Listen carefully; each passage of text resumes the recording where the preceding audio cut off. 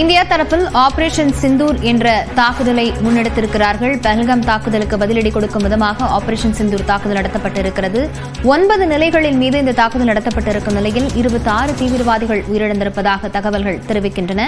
அந்த வகையில் தற்போது பூஞ்ச், ரஜோரி ஆகிய பகுதிகளில் பாகிஸ்தான் ராணுவம் அத்துமீறி தாக்குதல் நடத்தியிருப்பதில் இந்தியர்கள் உயிரிழந்திருக்கிறார்கள். இது தொடர்பான பல்வேறு விஷயங்கள் குறித்து நம்முடைய பேசுவதற்காக கர்னல் திரு பிரின்ஸ் நம்முடைய இணைப்பில் இணைந்திருக்கிறார். அவரிடம் தொடர்ந்து பேசலாம். திரு பிரின்ஸ், இடைவேளைக்கு முன்பு பேசும்போது அடுத்த கட்டமாக என்ன மாதிரியான நடவடிக்கைகளை இந்தியா எடுக்கும், பாகிஸ்தானுடைய அடுத்த கட்ட நடவடிக்கைகள் எப்படி இருக்கும் அப்படின்னு பேசிட்டு இருந்தோம். இந்த இந்தியா பாகிஸ்தானுடைய இந்த தற்போதைய நிலைமை குறித்து சைனாவுடைய ஸ்டாண்ட் எப்படி இருக்கும்? அவங்க ஏதாவது ரியாக்ஷன் பண்ணுவாங்களா, இல்ல கான்சிக்வன்சஸ் எப்படி இருக்க போகுது அவங்களுக்கு? கண்டிப்பா சைனா ஓப்பனா பாகிஸ்தானுக்கு சப்போர்ட் பண்ணிருக்கு. அவங்களோட நிறைய ஆயுதம் இருக்கு. இன்னைக்கு அவங்களோட ஒரு பிளேன் கூட டவுன் ஆயிருக்குன்ற ஒரு நியூஸ் வருது. அவங்க கண்டிப்பா பாகிஸ்தானுக்கு ஓப்பனா சப்போர்ட் பண்றாங்க. அவங்க கூட கொலாபரேஷன்ல எக்கனாமிக் டெவலப்மெண்ட் நிறைய பண்றாங்க. அண்ட் இன்னொரு பக்கம் பார்த்தா அவங்க சைனா நம்மளோட எதிரியா தான் கன்சிடர் பண்றாங்க. ஆனா ஓப்பனா எதிரி இல்லை. ஆனா இப்ப இருக்க நிலைமையில இந்த டேரிஃப் வார் அது நடக்கிற நிலைமையில China it's leaning towards India. ஏன்னா அவங்களுக்கு இப்போதைக்கு அவங்களோட ப்ராடக்ட்ஸ் அமெரிக்காவுக்கு அனுப்ப முடியல.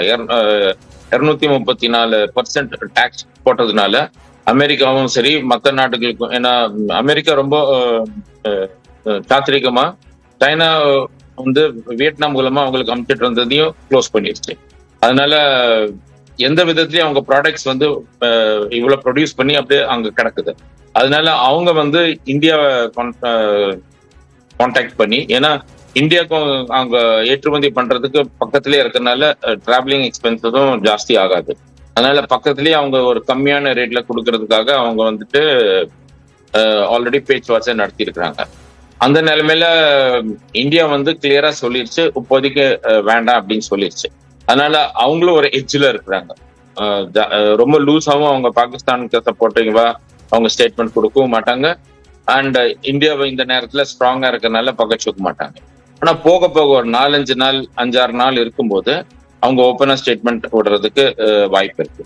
ஆனா இது அவுட்வர்ட்லி. ஆனா இன்வர்ட்லி நிறைய அவங்க சப்போர்ட் கண்டிப்பா கொடுத்துட்டு இருப்பாங்க பாகிஸ்தானுக்கு.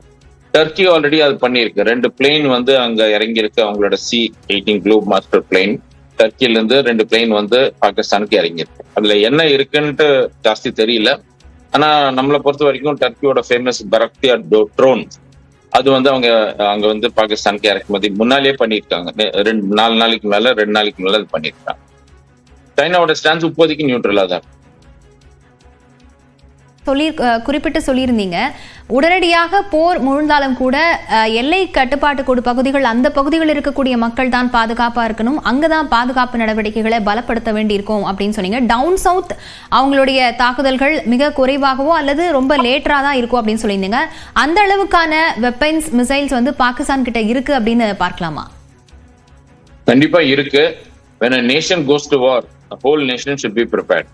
அது நான் சொன்னது மோஸ்ட் ப்ராபப்ளி இப்படிதான் இருக்கலாம்.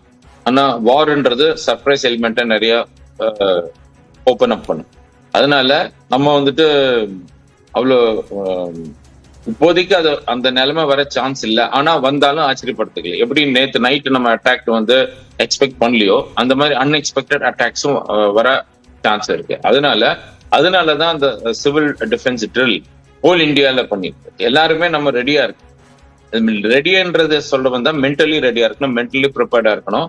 நம்மளுக்கு தெரியாம அந்த அட்டாக் வந்தாலும் அதுக்கு நம்ம சர்ப்ரைஸ்ட் நம்ம இருக்கக்கூடாது. அதனால சான்சஸ் ஸ்டார்டிங் பார்டர்ல இருந்து ஸ்லோலி எஸ்கலேட் ஆக தான் சான்ஸ் இருக்கு. அதோட நம்ம கண்டெயின் பண்ணி நிறுத்துறது தான் இன்டெலிஜென்ஸ். ஆனா எதிர்நாட்டோட ஆப்ரேஷன் பிளான் நம்மளுக்கு தெரியாதனால வெறும் யூகிக்கிறோம். அதனால நம்ம யூகம் பண்ணும்போது தான் சவுத் வரைக்கும் வர்றதுக்கு சான்ஸ் கம்மியா இருக்கு இவ்வளவு சீக்கிரமா அப்படின்னு சொல்லலாம். அண்ட் இன்னொரு பக்கம் போட்டா வரவும் வராதுன்னு சொல்லலாம். ஏன்னா அதுக்குள்ளேயே நமக்கு அதை கண்டெயின் பண்ணிருந்தோம். நம்மளோட பிளான் என்னன்னா 4-5 days வார், 6 days வார் அப்படின்னு ஒரு பக்கம் சொல்லும் போது அது எப்படி நடக்கும், யுக்ரைன் வார் எப்படி நடக்குதோ யாருமே நினைக்கல இவ்வளவு வருஷமா போகுன்ட்டு. அதனால வார்ன்றது it's a thing where it throws a lot of surprises. அதுக்காக நம்ம ரெடியா இருக்கோம். நிச்சயமாக திரு பிரின்ஸ், ஆபரேஷன் சிந்தூர் தாக்குதல் தொடர்பான பல்வேறு விஷயங்கள் குறித்தும் எங்களிடம் பகிர்ந்து கொண்டமைக்கு நன்றி. இணைப்பில் வந்த கருத்துக்களை பகிர்ந்து கொண்ட நன்றி திரு பிரின்ஸ்.